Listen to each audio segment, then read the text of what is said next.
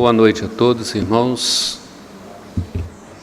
Com muita alegria que nós nos achegamos à presença desse Deus, não somente diante de um Deus todo-poderoso, soberano, mas um Deus que nos ama. Como nós falamos pela manhã, estamos adorando ao Deus vivo, Deus único, que nos ama com um amor que nunca acaba, com um amor que nunca muda, um amor que é incondicional, um amor que não depende de nada externo, um amor que está enraizado e fundamentado tão somente no ser de Deus. Amor esse que conquistou o nosso coração, quebrou todas as nossas razões e nos esvaziou de nós mesmos. Esse é o amor de Deus. O amor de Deus é aquele poder dele que conquista cada um de nós. Ele quebra todas as nossas razões, todos os nossos conceitos. E para que nós possamos entender este amor, ele nos esvazia de nós mesmos. Ele nos chama gentilmente pela cruz e sem palavras, quebrantado, nós respondemos a ele. Convido você a abrir a palavra do Senhor. Primeira carta de João, capítulo 3. Nós leremos apenas o primeiro versículo que trata desse grande amor de Deus por nós. Primeira carta de João 3, primeiro versículo. A palavra de Deus nos diz assim: Vede que grande amor nos tem concedido o Pai, a ponto de sermos chamados filhos de Deus. E de fato somos filhos de Deus. Por essa razão o mundo não nos conhece, porquanto não o conheceu a Ele mesmo. Vamos orar mais uma vez. Pai bendito, nós o exaltamos nesta noite.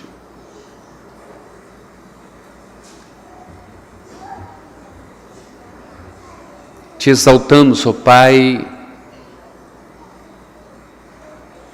porque o nosso coração não tem outro sentimento, não tem outra razão de existência, a não ser exaltá-lo, adorá-lo, na tua perfeição, no teu grande amor demonstrado a cada um de nós.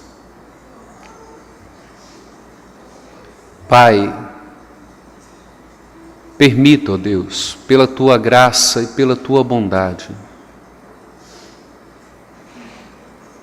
que nesta noite nós possamos experimentar com profundidade, com intensidade,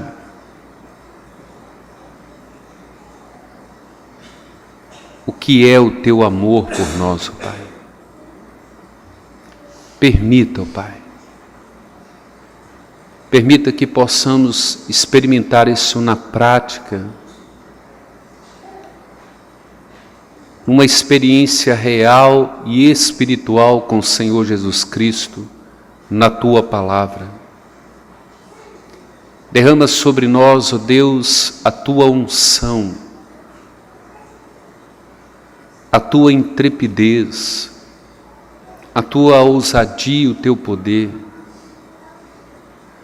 a tua graça de abrir os nossos olhos, de abrir os nossos entendimentos, de alcançar o nosso coração por graça, por misericórdia, ó Deus. Seja gracioso para conosco nesta noite. Nós te imploramos, ó Deus, nós te suplicamos e te agradecemos. no nome do nosso Senhor e Salvador Jesus Cristo. Amém. Como cantamos, irmãos, que amor é esse? Que amor é esse que nos livrou da morte? Que amor é esse que morreu por mim e por você na cruz? Que amor é esse que nos liberta do império das trevas e nos transporta para o seu reino? Que amor é esse que não depende de nós, que não depende das nossas ações, que não depende das nossas escolhas, mas um amor movido pela sua própria essência, um amor movido pelo seu próprio ser. João está dizendo aqui: vede que grande amor nos tem concedido ao Pai. Como que o Pai de fato nos concedeu esse amor. Então, observem isso, Deus nos concedeu o seu grande amor. Por causa desse grande amor, nós somos chamados filhos de Deus. E por causa desse grande amor, nós somos distintos do mundo. O mundo não nos conhece. Nós não pertencemos ao mundo. Nós não andamos como anda o mundo.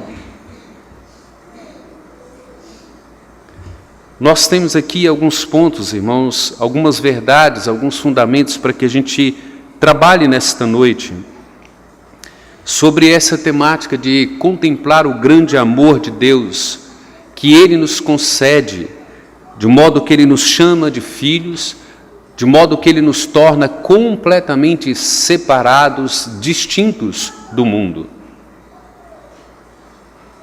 E aí nós temos que considerar algumas coisas. A primeira verdade que nós queremos levantar: o surpreendente amor do Pai nos é concedido. Não é algo que nós conquistamos ou que merecemos. Deus concede o seu amor. Deus dá o seu amor gratuitamente. Mas Ele não dá esse amor a todos. Nós vamos ver, esse amor só é dado aos seus filhos. Deus pode amar a humanidade de diferentes formas, mas o amor redentivo, o amor eterno, o amor pactual, o amor que redime, o amor que restaura, o amor que salva, só é dado aos seus filhos. O surpreendente amor do Pai nos é concedido. O surpreendente amor do Pai evidencia que somos filhos de Deus. Esse surpreendente amor desse Deus Pai dá evidências de que nós somos filhos de Deus. Terceiro, o surpreendente amor do Pai evidencia que somos distintos do mundo. Nós não somos como o mundo. Nós não pertencemos ao mundo. É triste. Nós sabemos que muitos evangélicos andam como o mundo, agem como o mundo, pensam como o mundo. Mas João vai nos mostrar que esse surpreendente amor do Pai, ele dá evidências de que há uma separação distinta, há uma definição clara de quem é filho de Deus, está separado do mundo, distinto do mundo, e aquele que é filho do diabo e aquele que pertence ao mundo. Não há uma terceira opção. Esse surpreendente amor do Pai dá evidências de que nós somos distintos do mundo. Nós não pertencemos ao mundo.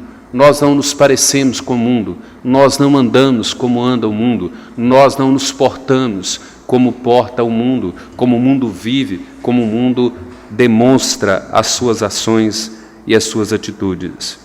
Vejam bem, nós temos aqui o apóstolo João definindo esse grande amor, dizendo que Deus de fato nos chama de Pai e Ele nos ama. profundamente. Mas ele deixa claro que esse amor do Pai é concedido por Ele. E Ele nos concede esse amor, Ele nos concede a graça de sermos chamados de filhos, e Ele nos concede a segurança de que nós somos diferentes do mundo, distinto desse mundo. Mas é preciso entender então esses pontos, para saber se de fato nós somos amados do Pai, se nós somos filhos do Pai, se de fato Ele nos concedeu este amor, se nós somos distintos do mundo, se nós somos completamente diferentes do mundo e se nós verdadeiramente fomos conquistados por esse amor, fomos atraídos por esta cruz, fomos quebrantados em nossas razões, fomos esvaziados de nós mesmos e submetemos ao seu chamado, ao seu convite de Pai que nos ama profundamente. Então vamos lá para o primeiro ponto, o surpreendente amor do Pai nos é concedido. Então observe aí o versículo 1 e diz assim, olha, vede que grande amor nos tem concedido o Pai. Quem era João? João, um homem vivido, já idoso, experiente, por lutas, provações, quem sabe grandes tribulações, cada vivência. E se nós perguntássemos, quem sabe, a João, o que destaca na sua vida? O que é o referencial da sua vida? O que te motiva? O que te leva para frente? O que te dá esperança? Quem sabe você ilhado aí, sendo ameaçado de morte, o que te dá esperança? E ele declara assim, vede, contemple com os seus olhos o grande amor de Deus concedido a mim. Ele me concedeu a graça de ser chamado de seu filho.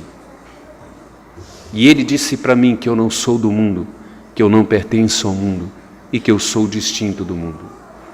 E aí, esse surpreendente amor, ele deve nos instruir nesse amor. Ele deve abrir a nossa mente, os nossos olhos, para que a gente perceba o que é esse amor que João está tratando. Que grande amor é esse de Deus concedido a nós. E esse surpreendente amor nos ensinará essas coisas. O grande amor do Pai é um tipo de experiência que deve nos fortalecer cada vez mais ao longo dos anos. Entender esse amor do Pai por nós deveria nos fortalecer, deveria nos instigar, nos motivar, nos despertar para viver uma vida cristã mais fortalecida dia após dia, como nós contemplamos hoje pela manhã, quando Jeremias diz assim, quero trazer à memória o que me pode dar esperança. As misericórdias do Senhor, a bondade do Senhor, a fidelidade do Senhor, o amor do Senhor, isso tudo é realidade, são as realidades de Deus que me mantêm com esperança, que a cada dia mais me fortalece como cristão, que a cada dia me provoca um desejo, um anseio de não andar como o mundo, de não pensar como o mundo. Esse amor deveria nos fortalecer depois de longos anos vivendo a vida cristã, os nossos relacionamentos, né? A nossa vivência. Observem isso aqui, olha, esse amor deve consumir nossos pensamentos e controlar o nosso comportamento. Os nossos pensamentos, nossos comportamentos deveriam ser regidos, movidos por esse grande amor. Nós já deveríamos estar olhando para aquela cruz, contemplando esse grande amor, olhando a forma que Deus nos amou, e isso deveria, de fato, administrar os nossos pensamentos, deveriam, de fato, estabelecer regras, princípios para os nossos comportamentos, enquanto cristãos, enquanto evangélicos, enquanto irmãos na fé, enquanto família de Deus. Esse amor deve nos motivar a servir a Deus e a viver vidas santas. Irmãos, se esse grande amor deve nos motivar a servir a Deus e a viver vidas santas, se esse amor de fato deve nos fortalecer, deve dominar todos os aspectos da nossa vida, nós deveríamos viver como família. Nós deveríamos viver verdadeiramente como irmãos, como filhos. João está dizendo assim: olha, vede que grande amor Deus concedeu a cada um de nós. Nós somos filhos dele, nós somos uma única família. Queira você sim, queira você não, se você é nascido em Cristo, regenerado em Cristo, nós somos filhos de Deus. Nós somos a única família de Deus, nós somos o único corpo de Deus. E aqui eu abro um parênteses, irmãos, que às vezes eu acho que, no mínimo, é estranho algumas atitudes nossas enquanto cristãos, enquanto evangélicos, enquanto membros de igreja. Interessante que durante o ano, decorrer do ano, nós temos um encontro fraternal da UPH, um churrasquinho para que nós tenhamos um encontro fraternal. Nós temos o encontro fraternal da SAF para que haja um churrasquinho ou uma comida para que a gente possa confraternizar. E assim por todas as sociedades internas. E é interessante que no findar do ano nós temos a nossa ceia, a virada do ano. A confraternização com todo o corpo, com todos os filhos de Deus, com toda a família de Deus, unificando para que na virada do ano, para que no findar de um ano, iniciar de um novo ano, os filhos estejam juntos, a família esteja junta, nós estejamos aqui adorando, cultuando e ceando, celebrando juntamente com Deus, com cada um dos nossos irmãos, com cada um dos filhos. O que eu acho no mínimo estranho é que algumas famílias preferem passar em casa, longe dos filhos de Deus aqui na igreja. No mínimo é estranho.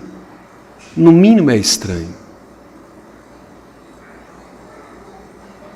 Nós não entendemos esse grande amor de Deus. Nós não entendemos João 17, Pai, faça com que eles sejam um, como nós somos. Faça com que nós tenhamos unidade, para que o mundo perceba que nós somos um em Ti, como eu e Ti somos um. No mínimo é estranho. Deveria ser levantada algumas questões no nosso coração e na nossa mente. Por que eu não quero passar com os irmãos na igreja? Por que eu quero passar com a minha família separada em casa? Por quê? Por qual razão? Nós deveríamos levantar esses questionamentos na nossa alma, no nosso coração. Esse amor deve nos dar conforto em todas as nossas provações, deve nos encher com esperança ansiosa de estarmos com Ele no céu. Nós falamos de céu, nós falamos de esperança, de irmandade, de comunidade, de fraternidade, mas é preciso vivenciar isso. Isso precisa se tornar prático na nossa vida. Você percebe, irmãos, a cada ano que passa o mundo atrai os evangélicos. Inúmeros evangélicos deixarão de estar na igreja, no culto da ceia, partilhando com os irmãos, para estar em beirada de praias, contemplando fogos de artifícios. Não entenderam um grande amor, não entenderam o que é ser família de Deus, o que é de fato viver como filhos de Deus. Eu não estou dizendo que isso é pecado. Eu só estou dizendo que no mínimo é estranho. É estranho. Nenhum pai, nenhuma mãe quer ver o seu filho na rua festejando a virada do ano sozinho. O nosso Pai, o Deus que nos amou de forma tal, não quer ver os filhos separados, longe um dos outros. Ele diz, é assim que Deus nos ama. Esse grande amor de Deus deve nos encher de reverência, de adoração a Ele. A pergunta é, quão grande é esse amor e de onde vem esse amor por nós? Qual é a extensão desse amor? Qual é a grandeza desse amor? E de onde vem esse amor? O grande amor de Deus é contemplado no sacrifício do seu Filho na cruz. Acabamos de cantar, pela cruz me chamou, gentilmente me atraiu. Foi através de cruz, foi através de sacrifício. Qual é a grandeza desse amor? A grandeza desse amor é o valor daquilo que foi dado à cruz. Não é o tamanho do amor, não é a extensão do amor. A grandeza do amor está na pessoa que foi sacrificada.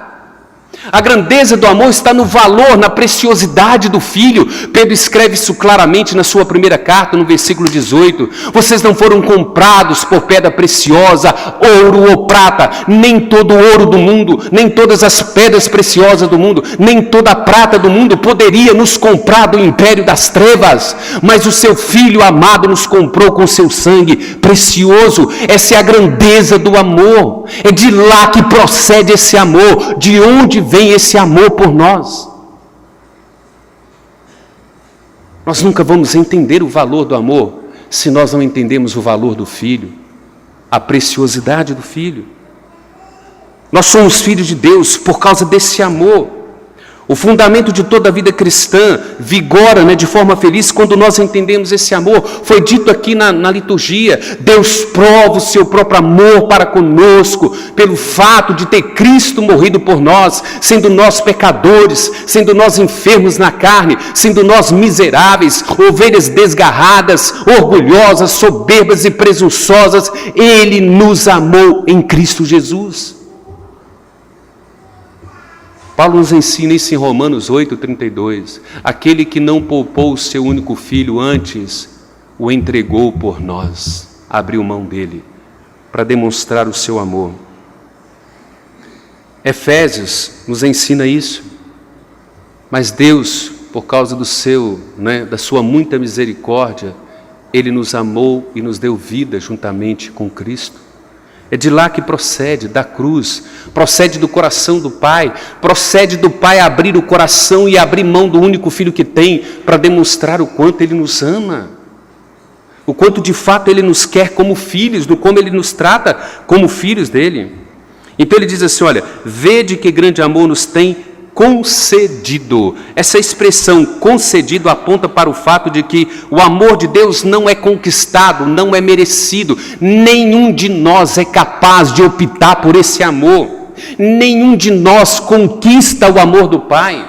Nenhum de nós é capaz de convencer o Pai de nos amar. Nenhum de nós tem habilidade, tem recurso, tem suficiência, tem qualquer coisa que seja para que Deus nos ame. Esse amor é concedido, é dádiva do Pai, é presente do Pai, é oferta do Pai, é um amor que procede da inerência do Pai, dos atributos do Pai, é um desejo que Ele desejou esconder dentro de si mesmo. Ele não revela a nós, não revela a mim, a você, a razão pela qual Ele decide nos amar. Não é movido por coisas externas, não é movido por você ou por mim, mas é por Ele, é a essência dEle, é desejo do coração dEle, é vontade soberana dEle. Esse amor não pode ser comprado, não pode ser merecido. Na verdade é uma dádiva, é um presente, é favor imerecido, é graça de Deus. Paulo nos ensina isso em Romanos capítulo 5 e nos ensina isso também em Efésios capítulo 2.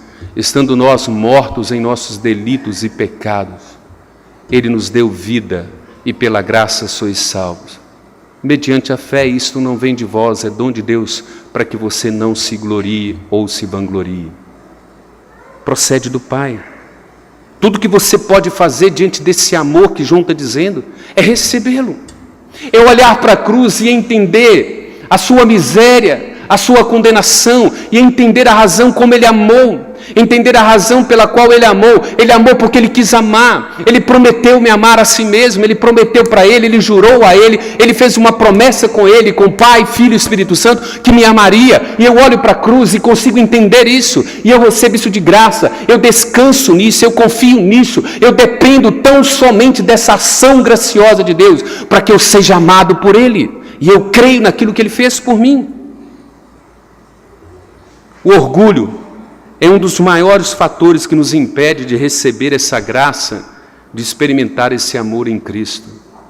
Nós somos por si só autossuficientes, soberbos.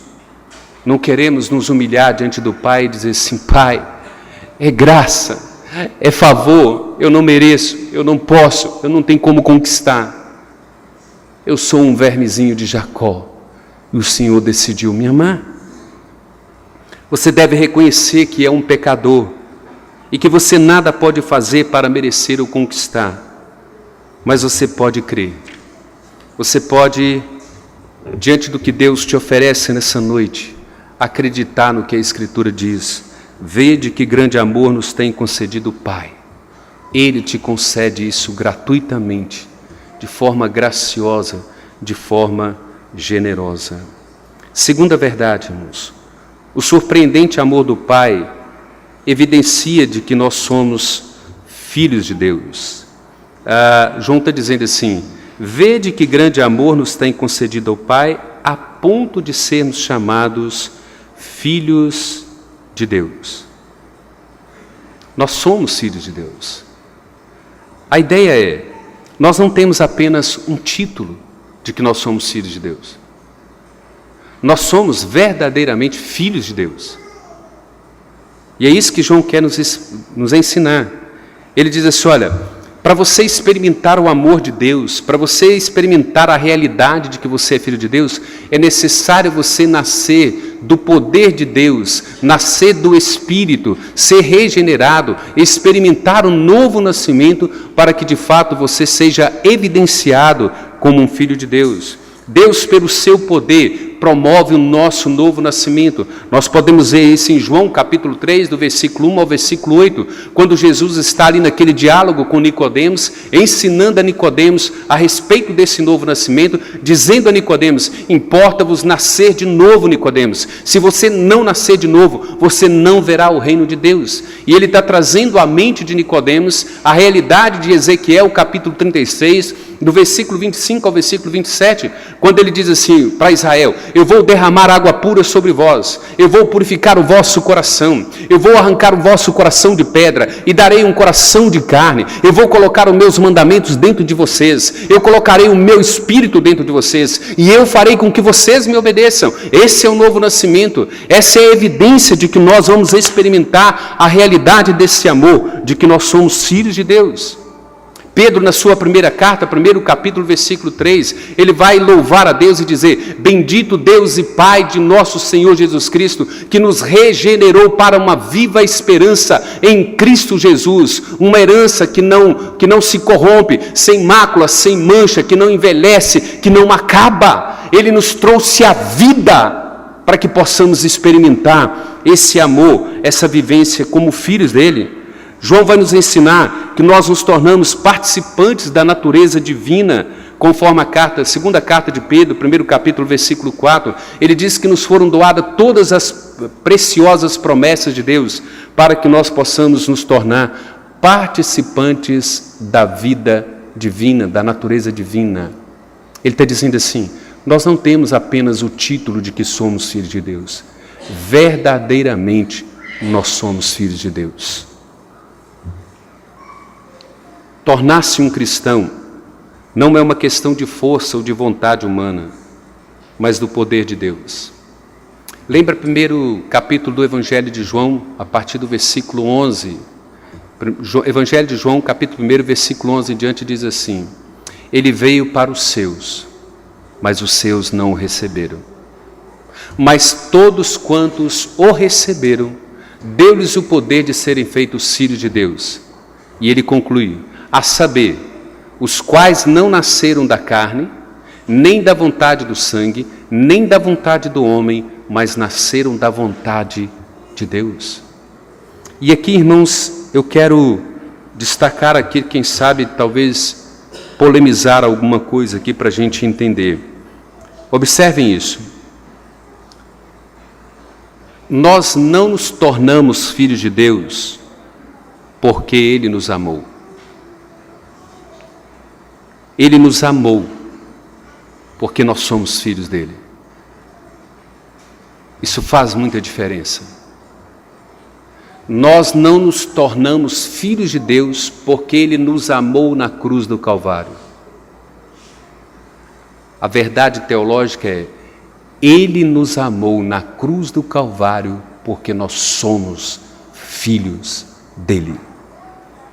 Com base em que nós estamos dizendo isso?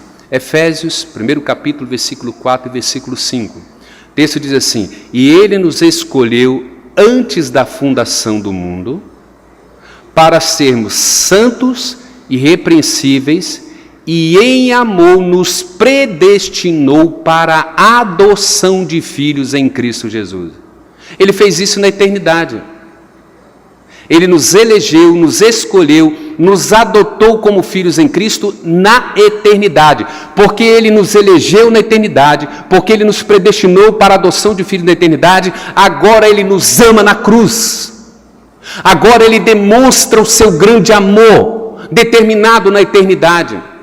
A razão pela qual Cristo é levado à cruz, porque você foi escolhido, predestinado como um filho adotivo em Cristo, e porque Ele prometeu, e porque Ele predeterminou isso, Ele então enviou o seu Filho para que morresse na cruz, para fazer de você o verdadeiro filho dEle, para dar evidência de que você pertence a Ele. A razão pela qual Cristo morre em meu lugar e em seu lugar, é a evidência de que nós somos filhos dEle, senão Ele não morreria por nós. Por isso é que nós pregamos na teologia reformada, Jesus Cristo não morreu para todos os homens, e Ele não salvará todos os homens, Ele salvará somente os eleitos de Deus, os que foram escolhidos na eternidade, os que foram predestinados em adoção de filhos na eternidade. Por isso que nenhum de nós pode escolher ser filho de Deus. Por isso é que João está dizendo isso, olha, veja como é grande esse amor. Você não podia ser amado por Ele, conquistar o amor dEle, merecer o amor dEle, mas Ele, na sua infinita graça, lá na eternidade, te escolheu, te predestinou, te amou e te adotou como filho em Cristo. Por isso é que Ele te ama, por isso é que Ele traz o Filho dEle à cruz. Ele escreve isso em Isaías 53. E agradou ao Senhor fazê-lo enfermar, moê-lo, para que quando Ele der a sua alma por muitos, Ele verá o penoso fruto do seu trabalho, e Ele regozijará com os seus eleitos, com os seus escolhidos. Isso é evidência de que você é filho dEle. Essa verdade deve nos levar a sentir um grande amor por Deus, a amá-lo acima de toda e qualquer circunstância. Como nós vimos pela manhã, Deus é a nossa porção, Deus é a primazia da nossa vida. Você não deve amar a Deus porque você vai para o céu. Você não deve amar a Deus porque Ele paga suas contas, porque Ele te dá comida, porque Ele te dá emprego. Ame a Deus porque Ele é Deus. Ame a Deus porque Ele é Deus. Vê se você consegue entender a forma que Ele te amou. Eu te amei como filho na eternidade. E agora eu estou demonstrando esse amor com meu filho crucificado, Cristo Jesus crucificado. É um privilégio incomparável nascer na família de Deus. Todas as riquezas de Cristo são dadas a nós, que somos filhos. Lembra de Efésios 1:3? Bendito Deus e Pai de nosso Senhor Jesus Cristo, que nos tem abençoado com toda sorte de bênçãos espirituais nas regiões celestiais em Cristo Jesus. Que privilégio pertencer à família de Deus, ser filho de Deus. Como, irmãos? Como que eu gostaria de ver toda a igreja na ceia, se alegrando, regozijando. Nós somos irmãos, nós temos falhas, nós temos defeitos, nós fracassamos, nós erramos, mas nós somos filhos de Deus, amados na cruz. Como seria bom se todos nós estivéssemos nos abraçando, desejando, almejando um 2020 muito melhor, muito mais feliz, porque somos filhos de Deus. Terceiro e último ponto. O surpreendente amor do Pai evidencia que somos distintos do mundo.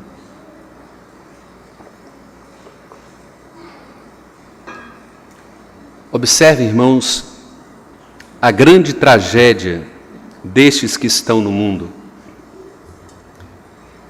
e que não conhecem a Deus. versículo diz assim: vede que grande amor nos tem concedido o Pai, a ponto de sermos chamados filhos de Deus, e de fato somos filhos de Deus. Por essa razão, o mundo não nos conhece. Por quê? Porquanto não conheceu a Ele mesmo.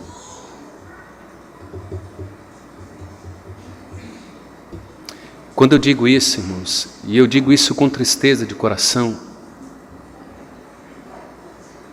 eu acredito que desde final de novembro, eu estou falando para a igreja sobre uma agenda extra-igreja, sobre aqueles que preferem não estar como a igreja e não cear como a igreja. Sabe, naquela noite do dia 31 para o dia 1º, quando os crentes estarão lá nas praias, nas casas, contemplando as belezas dos fogos de artifícios, sabe quem estarão ao redor deles? Esses aí, ó. Por essa razão, o mundo não os conhece, porquanto eles não conheceram a Deus. Eles estão no meio dos ímpios, no meio daqueles que não conhecem a Deus, celebrando alguma coisa, regozijando com alguma coisa. Isso é muito triste, irmãos. Isso é muito triste.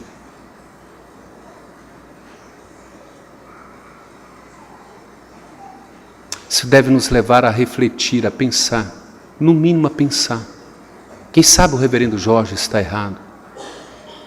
Quem sabe a posição do reverendo Jorge não é bíblica, não é? No mínimo pensar, no mínimo refletir, se vale a pena. João vai dizer assim: por essa razão o mundo não nos conhece. Por que o mundo não nos conhece? Porque eles não conhecem a Deus. Nós conhecemos a Deus, por quê? Porque somos filhos dele. Preste atenção, Deus não só nos concede o amor dele, Deus não só nos concede a graça de ser filhos dele, Deus nos concede a graça de ser moldado, conformado, como orou o presbítero Roberto, ser conformado, lapidado à imagem e semelhança do Filho dele. Filho de Deus se parece com Cristo. Filho de Deus pensa como Cristo, anda como Cristo, faz escolhas como Cristo, tem postura como Cristo. Nós conhecemos a Cristo, nós não somos do mundo, não pertencemos ao mundo e somos distintos do mundo e não queremos nos parecer com o mundo e não queremos tomar a forma do mundo, como Paulo escreve em Romanos 12. É triste, irmãos, quando muitos evangélicos não querem estar na nossa ceia, porque dentro das suas casas querem ter a liberdade para o uso da bebida alcoólica. Isso é doloroso, isso não se parece com Cristo. Nós temos que ter uma decisão da vida e entender o amor do Pai por nós, entender a razão que Ele não só nos concedeu o amor, Ele não só nos concede a graça de viver a vida eterna, Ele nos concede a graça de todos os dias nos moldar, nos lapidar, para que nós sejamos a semelhança do Filho dEle. O mundo não consegue mais olhar para nós e ver Cristo. Nós estamos em cima de uma linha tênue, eles não sabem se nós somos do mundo ou se nós somos de Deus. A igreja evangélica tem provocado escândalo após escândalo. Crer em Jesus como Salvador e Senhor nos distingue do mundo. Uma das marcas distintivas dos filhos de Deus é que eles conhecem a Deus. E João 17,3, nós trabalhamos isso na semana passada. E a vida eterna é esta, que conheçam a Ti como Deus único e verdadeiro, e a Jesus Cristo a quem enviaste. Vida eterna não é simplesmente ir para o céu, morar no céu.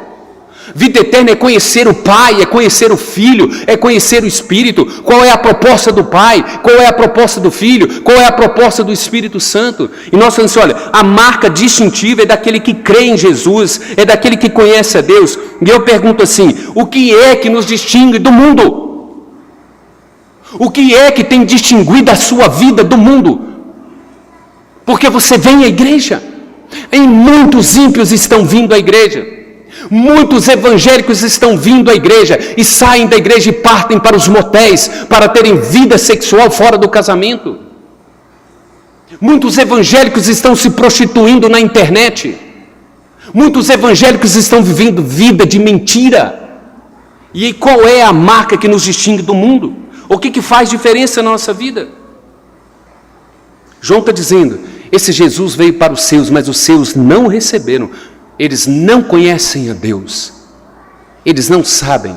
João vai dizer mais no capítulo 3 do Evangelho de João, eles amaram mais as trevas do que a luz, porque a luz revela quem somos, a Escritura mostra o que eu sou, a Escritura aponta o dedo lá no meu olho e diz assim, você é um miserável pecador, você é mentiroso, você é negligente, você é soberbo, você é presunçoso, a Escritura diz quem eu sou. Por isso é que João está dizendo, eles amaram mais as trevas do que a luz, porque a luz revela as nossas más obras, elas nos condenam. Deixa eu falar uma coisa para você. Estou proibindo ninguém tomar o seu vinho na sua casa, tá? Não estou proibindo ninguém festejar com o vinho com a sua família, nada disso.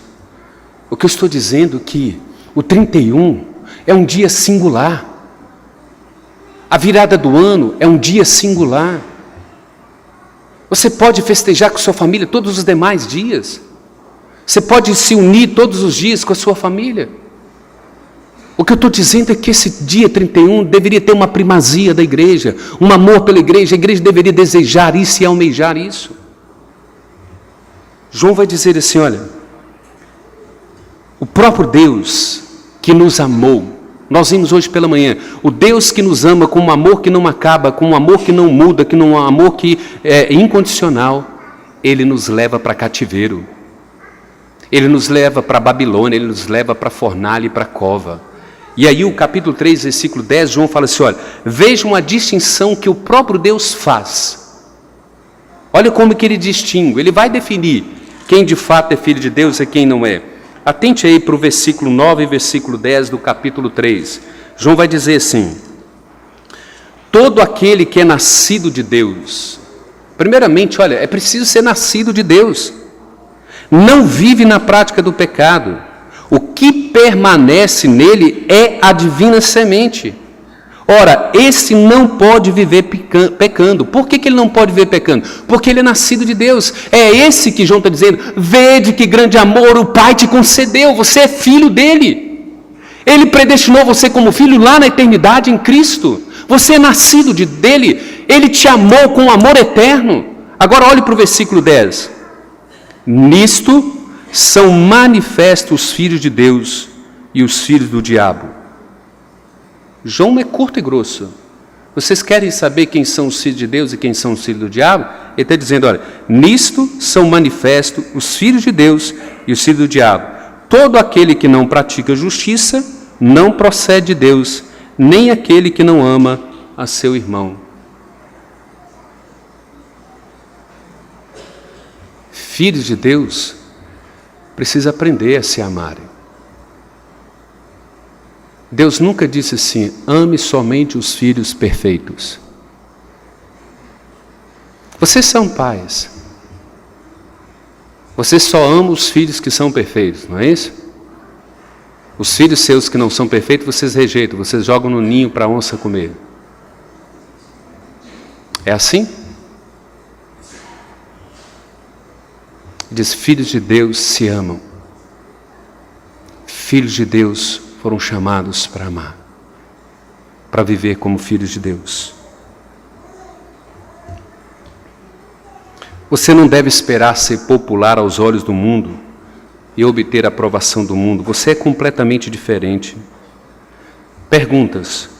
Você pode dizer honestamente, o mundo não me conhece. O mundo não sabe quem eu sou. Ele não conhece a Deus e eu sou filho de Deus.